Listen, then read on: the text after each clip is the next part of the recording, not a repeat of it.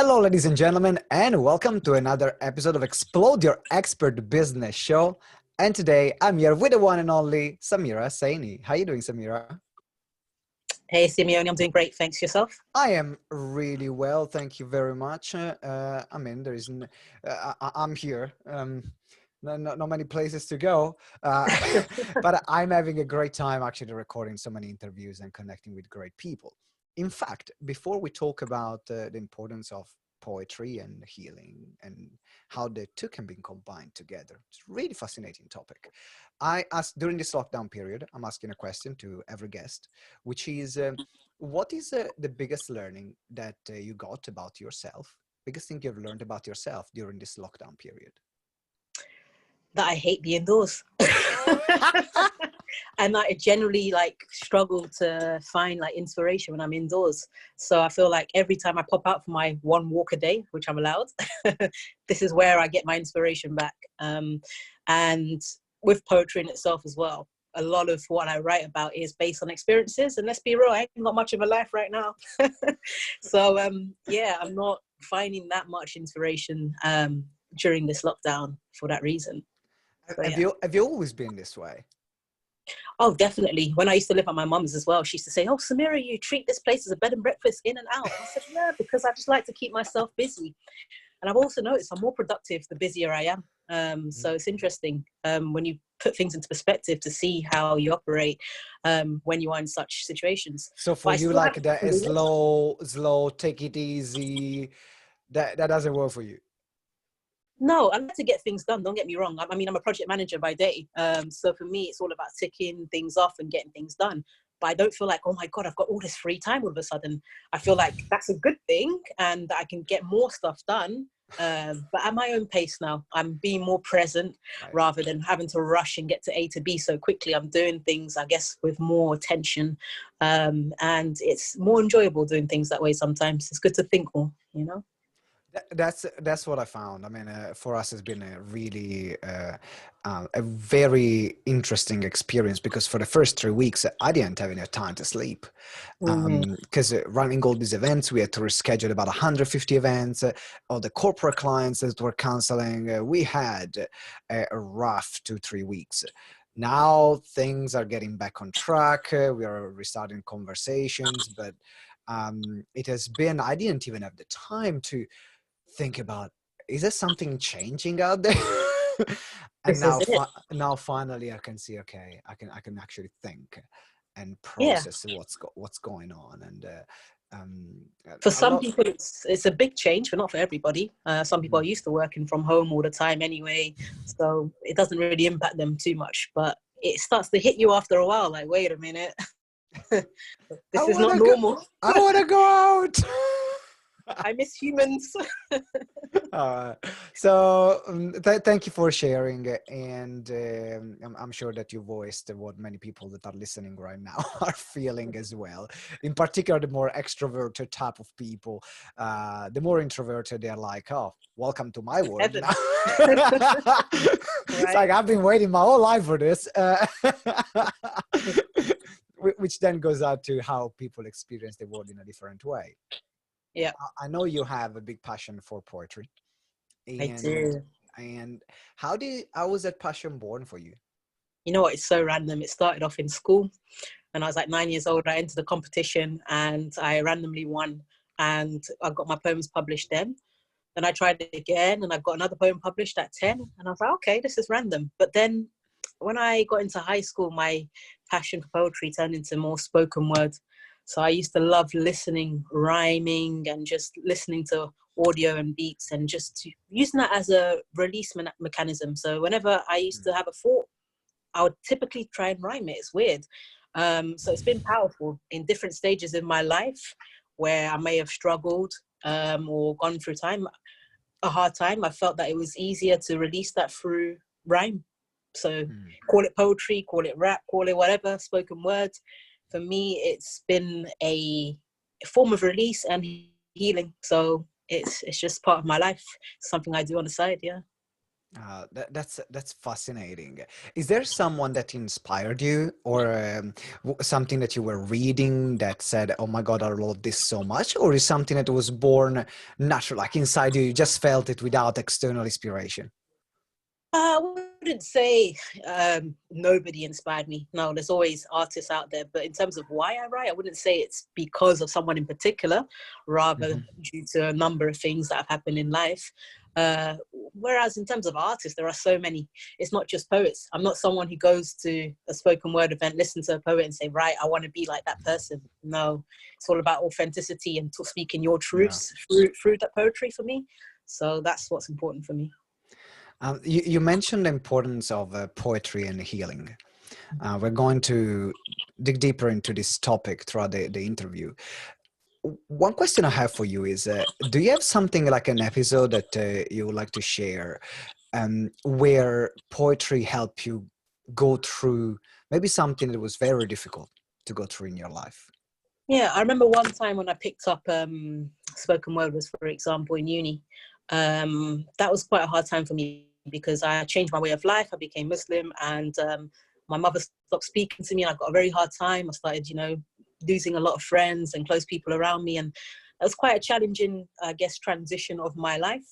Hmm. And that in itself was, I remember one of my friends, a couple of my friends in uni saying, "No, what, you should write about it. You used to do poetry. Why don't you pick it up again?" So I wrote a piece called like How I Embraced the Deen and my journey to Islam. And it felt great. And then I kept writing more and, performing more.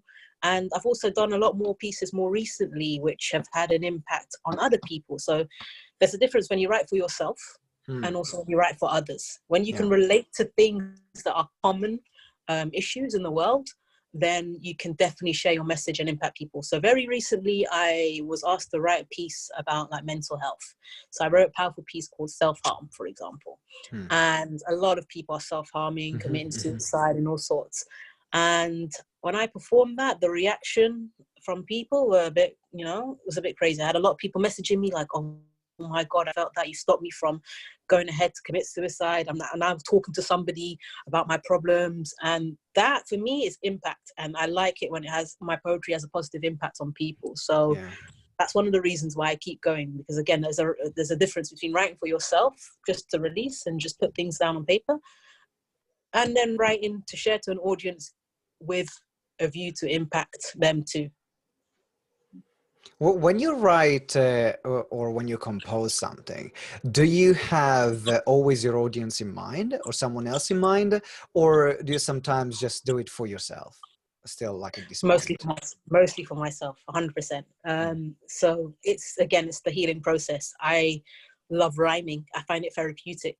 So for me, unless I'm commissioned or asked to come and do like a headline set, then very rarely would I just say, "Right, I'm writing for an audience." Um, but if I'm sharing what I'm gonna write, it's because it's worth sharing. Some Mm. stuff I feel like it's not worth sharing, then people say, "Oh, you know what, it's good to be vulnerable, it's good to show that side," and they love that because they can relate to that vulnerability, and that's where the truth is, Got it. Yeah. and everything I write has got truth, and it's always about a real life experience.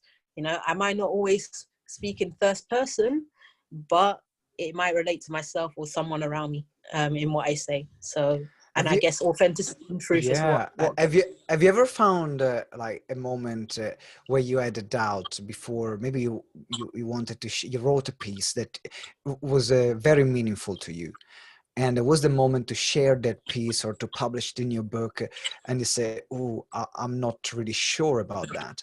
And the reason why I'm asking this question it is because every time we are putting ourselves in a vulnerable position, I mean, we are thinking about the spoken word at this time or poetry, but yeah. some people might be listening and they want to run their courses, run their seminars, or even like go and speak about something that happened to them, but they don't feel comfortable, or they feel scared about it.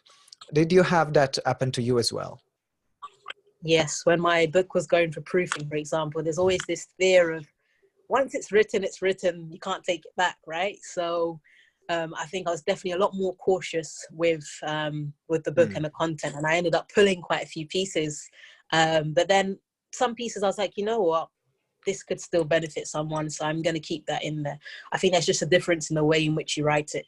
Right. You're not going to start naming people. You're not there to offend, but you're there to get your message across. And as long as your message is still there, then release it, because you can't regret sharing your truths. Any piece of advice for someone that feels resistant to sharing their truth right now? Don't hold back, put it down on paper, and if you feel that there is something within that truth that you want to eliminate, for example a name, then do it and speak in third person, but don't distort your message. Right. So there are many ways in which you can share it. That's definitely one. And it is important to remember, when you are sharing something that is dear to you, something that is important to you, some people, there will be a lot of other people that are going through what you are going through, and you are voicing their situation. You give them hope, even without you noticing that. I did that at the beginning when I took a leap and started talking about my issues with food and eating addictions. And that's where my first media appearances. I was scared because I was like, well, now the world knows that I am perfect. It's like, no. It's like, it's not a surprise, but there was that moment where I did always my best to put that up, that facade that, everything is cool. I don't have any problems. And sometimes you feel better as well when you've kind of released, and oh my it doesn't God, always have to be for the world, but you feel like there's a weight coming off your shoulder when you share your message. And when people react and say, you know what, me too, that also touches you, because it's like, okay, I'm not alone with this. So you feel better in that sense. It's all about impact, using words, be it through poetry, be it through being a speaker or a writer, whatever it is that you do. Never stop sharing your message, I would say. What's the title of your book again? It's called 20 something. It's like a collection of poetry and rhymes for those good and bad times. I feel like your 20s is a decade where you experience a lot of things. And I felt like I was coming up to the end of the era. So I thought it was a perfect time to release it on my birthday, just to like go back and look at a flashback. And you don't have to be in your 20s to pick up the book. I've had people purchase the book across the globe and from different age groups, and they told me they can relate to it. So that just goes to show there definitely is at least a piece in there for everybody, because I'm tapping onto topics that are relatable to everyone. We haven't agreed this up front, but is that okay if we read a piece at the end? Like, Yeah, you can choose one. I would sure. love to hear one of your poems. Absolutely. Thank you. I'm looking forward to it. So if you're listening right now, make sure you stay until the end, so then we can hear one of the poems. I want to talk more about the healing impact of poetry, spoken word, sharing your message. What's healing about that? So let me just take the whole writing and rhyming process down for itself. We can think about a lot of things in our head, and that can drive us nuts. Literally, if we don't speak, I think it's very important to release things, even on a day-to-day basis. If you've got things to do, write it down, because then you can tick it off and see your progress. If you keep everything in your head, you will never feel like you're progressing. You'll always think, oh, it's just another thing in my head. So for me, when I started writing down my feelings, my thoughts, it started to help in the sense that I've put it down on the paper. I've taken it out of my soul. I've shared it.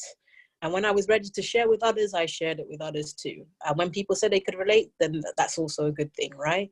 So it's healing simply because you're letting go. Yeah. You're releasing it and putting it elsewhere, and you're taking it outside of your head, and you're putting it on paper, you're putting it, to an audience, you're putting it out there, and you no longer feel like it's something that's trapped in you. And it's healing for that reason, because you've got rid of it kind of. Yeah. It's not anymore in your. It's not anymore in your system. So it's the principle of journaling. That's what I'm hearing you saying. Is the principle of absolutely putting things down on paper to put them outside of your system, give them another form, another reality. Now, if someone maybe is interested, someone is interested right now and said, actually, I would love to write something in rhymes. Is there any difference from like traditional journaling or to create something which is a bit more artistic?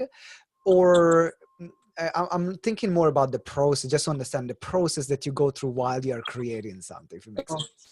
Do you know what? I have this conversation with a lot of poets about how they write, how they learn, how they memorize their Yeah. pieces, and we're all different in our approach. Like, if you go to a typical open mic night and you listen to 5 poets, they'll all share messages. Potentially, let's say we're all given the same topic to talk about. They will all share the same sort of message, but in a different way based on their experiences, and it'll still be relatable. You can have someone who's very flowy in their approach, someone who loves rhyme, and someone who just writes like a storyteller but doesn't have any rhyme. And it doesn't matter how you do it. Art is art, and words are words, and they can be used so many. There's so many words in the dictionary, and we all can bring them together in a different way to create, a powerful message. So I wouldn't say there is a particular process. For me, it's the rhyming and the audio in particular that I love and that I find therapeutic. So I might find myself recording or reciting the audio and creating my rhythm and then releasing it. In fact, I rhyme before I write. So everyone is different. Okay. Yeah, Okay. I love the audio. Yeah, So like kind of recording it first, rhyming it first, and then writing the piece. and then writing it down. Yeah, I might have a line that comes to mind. So the rhythm's there, and then I put it down, and then the next one comes down, and I put it down. So everyone literally has a different approach. Some people, they write, and then they're like, "Oof, I've written so much." And I find like my inspiration tends to come in the most randomest of places. It could be in the middle of the night, or mostly like outside in nature, or like when I'm on a moving vehicle commuting normally to work, for example. I find myself getting inspiration to write, or when I was on holiday recently in travels, I wrote so much. I was like, I'm in a good space right now. I'm writing, and it's great. And then you can also go through writer's block, which is where you just don't feel Okay. like writing. How So how do you deal with that when it happens to you? do you know what? Writer's block, you just have to force yourself to keep writing anything, even if it's not in your traditional way of putting things Okay. down, because it will come back to you. All it takes is a minute of inspiration. It might be that you might write 1 line or 2 lines on a day rather than, a whole poetry piece. And then you might go back to that 1 line when you are inspired and be like, hey, that's now a prompt for a piece that I'm going to write today. So I would say, whatever you do, just keep on releasing, be it a little or a lot, because you never know when that could become a plot. That didn't rhyme. but basically, yeah, you never know. It could create something at a later date. But for me, it's more about releasing. So just make sure you get it out, because then if you don't, it might go completely. If you stop writing, you never know. I wouldn't say you lose your ability. It's like learning to ride a bike. If you've done it once, you probably will learn. You always know how to do this Yeah. skill. So, but But it's practice, almost like a rhythm. It's almost like if you're working out or going to the gym, even going there, even when you don't feel that's the last thing you want to do. So, oh my God, I need to go to the gym right now. I need to do this. But the moment you lose that day or the moment you lose that practice, even if you're stopping for a month, then it's 100 times harder to get restarted. That's it. Instead of, it's okay, let me just do, even if I go there, I go to the gym and I do 10 minutes. That's all I do. Yeah, That's all I feel like doing. Still better than nothing. absolutely. I'm doing something similar. Like my creative process is music. I play didgeridoo, and I've started now really taking seriously another instrument, which is the hang drum. It looks like a UFO, and it does like it's very, I don't know if you've ever seen that instrument. It's like The a didgeridoo metal, I've seen, yes. not the hang drum. Oh no. Well, there It's are like so a, many. yeah, so it's a metal, it looks like a UFO, literally. Right. And it has a very healing sound, and Okay. it's a metal instrument, and you tap in the different notes, and then it will do like dun dun dun dun dun dun dun. It's similar to a steel drum. Yeah, yeah. Okay, Similar to a cool. steel drum, Sure. as a and is an instrument that goes really well with the didgeridoo. And I bought it about a year and a half ago. I played it for a month, and then I put it I put it in the loft. And I made it a must that every evening before going to sleep, I'm going to play at least 5 minutes. And and even if it's 5 minutes and I don't feel like it, I'm just doing it. Yeah. And I see how much I've improved just in this week. I couldn't do what I can do after a week, something I couldn't do when I started. There you go. Yeah. That's again to reinforce the importance of the process. Now, I would love to listen to one of your poems. If Okay. you can choose which one. It's up to you. Um, Poems of your book. I'm going to give you two titles, and you tell me which one: All right, go for it. dress or self-harm. The first is dress, Yeah. self-harm. I will go with self-harm. Okay. Self-harm it is.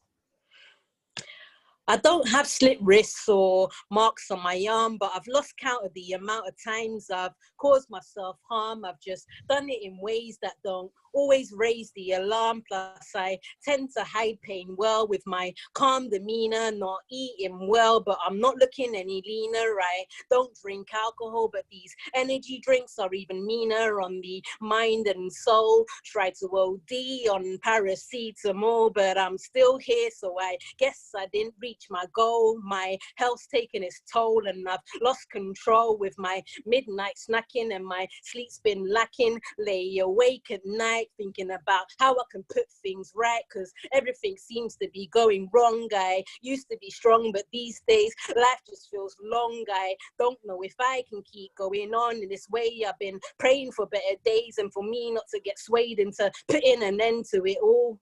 Angel of death will come when he's ready. I gotta wait for my call. Meanwhile, I got the Samaritans on a call telling me it's okay to fall, but don't jump, hang in there. There's no need to end it all. Some days we feel small, but other days we stand tall. I told them it's okay. I'm not suicidal. I just wish I was never born. This life has left me feeling torn. I'm tired of it all. You can see it in my yawn. I'm up at dusk and I'm up at dawn, but I'm also down at dusk and down at dawn. Try turning that frown upside down when I get up in the morning. I say good morning, even when it's not a good morning. Smile in the hope that it will keep me from falling into sadness. My GP said I'm depressed and showing signs of madness. Put me in for CBT, hoping therapy will cure it. Said I caused myself harm every time I try to endure it on my own without support. I need to eradicate this thought that I'm all alone when there is support. I need to abort this negative mindset and have my mindset on getting better, seeking help from others as we are stronger together. Self-harm, like death, is the destroyer of all pleasures. Can't destroy death, but let's kill self-harm so we can restore our pleasures. Thank you. Wow!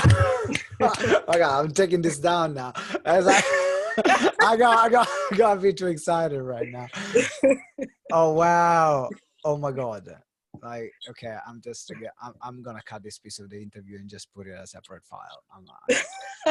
No, this is insane. This is incredibly good, and the reason why I asked this piece it is because I think right now there are a lot of people that need to hear this message. Yeah. Everyone deals with isolation in different ways, Absolutely. and there are a lot of people that are not comfortable with themselves. Mm. And this is showing that even more, because now if they're living on their own, they have nowhere else to turn. They can't get busy with other stuff.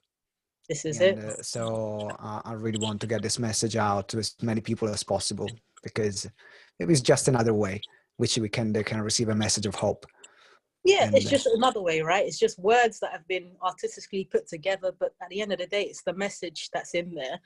And sometimes when you remove musical instruments and you just hear words, you tend to pay attention more. That's, I guess, another reason why I like the spoken word a little bit more than, I guess, the hip hop, because you would focus more on that than the beat. yeah, I can see the flow. Like the flow is very hip hop style. I can see you got a good rhythm there, but you're right. I was totally focused. There was nothing else for me to be focused on other than Yeah. the message. and not even like if the beta was funny myself. Okay, that's a good one. It was in my mind. It was uh, well, Yeah. Samira, thank you very much. Now, before we wrap up, I want to ask you to. This is the part of the interview called "Lifting the Veil." Again, no pun Yeah. intended. And we ask all my guests to share something that they have discovered. Can be a book, or an app, or a practice. Something can help you with your life or your business that is worth sharing. What is Yeah. that for you? So I've been catching up on a backlog of podcasts lately, and I have to say I really like George the poet, his podcast. So it's on BBC, it's online, it's available across most platforms, and I love the way he puts together poetry, spoken word to tell stories, about real life experiences. So for me, definitely that's very inspirational and worth a listen for anybody who's into poetry. George the poet. Yeah, he's George. got amazing work. Yeah. All right, that's brilliant. Georgia Poet, find it on. I mean, you're listening to this podcast, so very likely It's to like everywhere. podcasts. So check it out. The link is in the show notes. Make sure you look at it right now. Now, Samira, thank you very much for being in this interview. Thank you for playing along. Thank you for being open and vulnerable. Thank you for the work that you're doing. If someone wants to buy the book, know more about how they can work with you or contact you, what's the best way? Yeah, first, thanks a lot for having me on. It's been great. The book is available on Amazon, most platforms as well. So I'm using Instagram, YouTube. So my poetical name is Sammy Rhymes, spelled SAMIRHYMES. Yes, I mean, if you hashtag or search that online, you're bound to find something with my on it. That's brilliant. So 20 something, there is going to be the link of the book is in the show notes. Make sure you get it right now. It is you're at a taste of what you might find in that book, and definitely if you resonated with that, if you like poetry, get it right now. And also can become a really good gift for someone that maybe that is into poetry and they want to explore more that field. Then buy the book and give them as a gift. And also there is going to be all the links of social media, so you can connect with Samira, which is at Samira Rhymes.